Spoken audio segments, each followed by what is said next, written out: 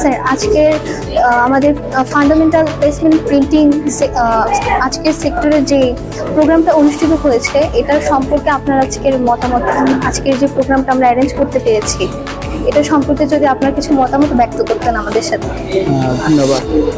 আমাদের যে placement printing এর যে সেমিনারটা করছি আর কি, এটা অনেক আগে হওয়ার কথা ছিল।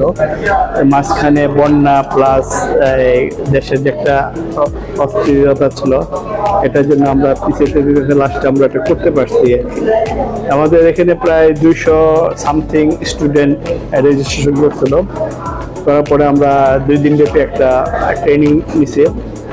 এখানে আমাদের টেক্সটাইল এক্সপার্টরা ট্রেনিংটা নিছে। আমার এটা নেওয়ার উদ্দেশ্য ছিল যে এই সেক্টরে একটা টেক্সটাইল স্টুডেন্টদের ক্যারিয়ার বিল্ড আপের একটা জায়গা আছে, যেটা আমাদের স্টুডেন্টরা অনেকেই জানেন। আমি এই জিনিসটা জানানোর জন্যই আমার মাথায় আইডিয়া আসলো যে আমি একটা প্লেসমেন্ট নিয়ে একটা সেমিনার করব। আমি পরে এখানে যারা ট্রেনার ছিল তাদেরকে রিকোয়েস্ট করছি অ্যাসোসিয়েশনের মাধ্যমে একটা ই করার জন্য। তারপর ওনারা রাজি আছে, একটা ট্রেনিং নিলাম।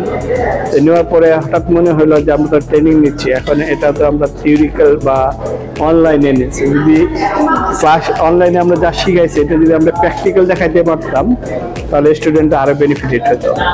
সেই আলোকে আমরা ওনাদের সাথে কথা বললাম যে আমরা এখানে একটা এক্সাম নেব, এক্সামের মাধ্যমে যারা এই কোটার ভিতরে থাকবে মার্ক, তাদেরকে নিয়ে আমরা একটা মিল ভিজিট করবো। তো সেখানে আমরা 100 জন মেধা তালিকা 100 জনের জন্য পেলাম। এদেরকে নিয়ে আমরা একটা মিল ভিজিটের আয়োজন করছি এই মাস্টার গ্রুপে। এখানে আমাদের ম্যানেজমেন্ট আমার পরিচিত আছে, প্লাস অ্যাসোসিয়েশন ওনারা আমাদের রিকোয়েস্ট রাখছে। আর বলা যায় যে এটা এশিয়া মহাদেশের সবচেয়ে বৃহৎ একটা প্লেসমেন্ট ফ্যাক্টরি আর কি।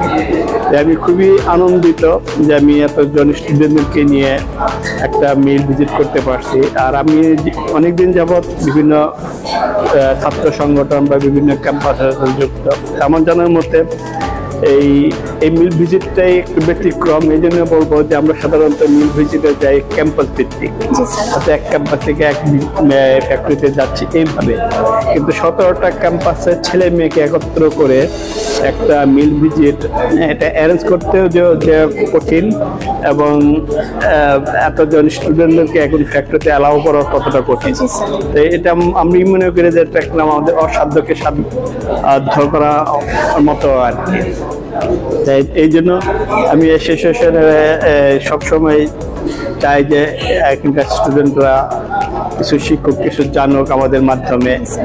আর এটা তো তোমরা জানো একটা নলেজ শেয়ারিং প্ল্যাটফর্ম। আমরা চেষ্টা করি প্রত্যেক মাসে বা পরপর আমরা এরকম সেমিনার করার জন্য। যেহেতু অফলাইনে এখনো সম্ভব হচ্ছে না, তবে আমাদের টার্গেট আছে বিভিন্ন ক্যাম্পাস ভিত্তিক আমরা অফলাইন প্রোগ্রাম করবো আর কি। বা যদি সেই ক্যাম্পাসের আমাদের অ্যাম্বাসেডর বা আমাদের টিম যদি অ্যারেঞ্জ করি, তা আমরা বিভিন্ন ক্যাম্পাসে বিভিন্ন টপিক্সের উপরে বিভিন্ন এক্সপার্টদেরকে নিয়ে আমরা সেমিনার করার চিন্তা ভাবনা আছে। এখন সাপোজ তোমাদের ক্যাম্পাস থেকে যদি আমাদের টিম বলে যে স্যার আমরা এখানে এই টপিক্সের উপরে একটা সেমিনার করতে চাচ্ছি বা ওয়ার্কশপ করতে চাচ্ছি, দেন আমরা চেষ্টা করবো আমাদের এই পরিচিত এক্সপার্টদেরকে নিয়ে তোমাদের সেই এখানে একটা সেমিনার করা। ধন্যবাদ। মোটামুটি এই ছিল আজকে প্লেসমেন্টে এর অভিজ্ঞতা।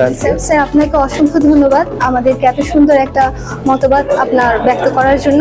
স্যার আমি আপনার কাছে আরেকটা জিনিস কোয়েশ্চেন করতে চাই, যদি কিছু মনে না করেন। অবশ্যই অবশ্যই। স্যার আমি আপনার কাছে জানতে চাচ্ছি যে প্রিন্টিং সেক্টরে আমাদের মেয়েদের কতটুকু সম্ভাবনা আছে এখানে কাজ করার? আচ্ছা, আসলে প্রিন্টিং সেক্টরে এখনো আমাদের মেয়েদের ওইভাবে ক্ষেত্রটা তৈরি হয় নাই।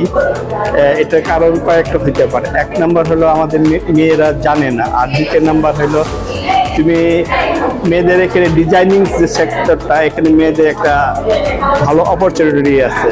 হ্যাঁ, কিন্তু এটা আমি বলবো যে কিছুটা আমরা যারা টিচিং লাইনের সাথে যুক্ত আছি হ্যাঁ, তারাও কিছুটা দায়ী, এদের জন্য দায়ী যে আমরা তোমাদেরকে প্লেসমেন্ট প্রিন্ট বা প্রিন্টিং সম্বন্ধে অভিজ্ঞতা জানাই না, বা এখানে আসতে হলে তোমাকে যে ডিজাইনিংটা